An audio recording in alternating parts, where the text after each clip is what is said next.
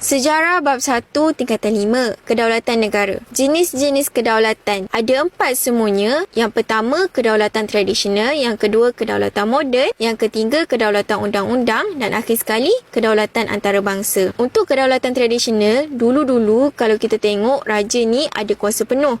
Apa je yang raja cakap, semua rakyat kena ikut. Rakyat wajib setia dekat raja dan raja yang menjaga negara. Contohnya, raja-raja Melayu dulu, mereka jadi pemerintah utama dalam negara. Senang cakap, dulu raja ni dianggap sebagai bos besar. Semua kena ikut cakap raja. Yang kedua, kita ada kedaulatan moden. Lepas dunia makin maju, rakyat mula ada hak untuk bersuara. Negara ada perlembagaan, iaitu peraturan-peraturan ataupun undang-undang secara rasmi. Dan semua orang termasuk pemerintah wajib ikut perlembagaan ni. Senang cakap, sekarang bukan raja je yang ada kuasa tau. Rakyat pun ada hak. Tapi ikut undang-undang negara lah. Contohnya macam kita ada sistem demokrasi berparlimen. Kiranya rakyat boleh undi siapa yang mereka nak untuk jadi pemerintah negara. Yang ketiga, kita ada kedaulatan undang-undang. Semua orang termasuk pemerintah kena ikut undang-undang. Kita ada mahkamah dan ada hakim untuk jaga keadilan negara. Dengan adanya undang-undang, ianya buatkan negara jadi aman, selamat dan juga teratur. Kedaulatan undang-undang ni juga kalau kita tengok ada dalam prinsip keempat rukun negara. Tak kiralah siapa pun kita, walaupun rakyat biasa ke, menteri ke, semua kena patuh undang-undang. Akhir sekali, yang keempat, kedaulatan antarabangsa. Negara kita diiktiraf oleh dunia, iaitu PBB.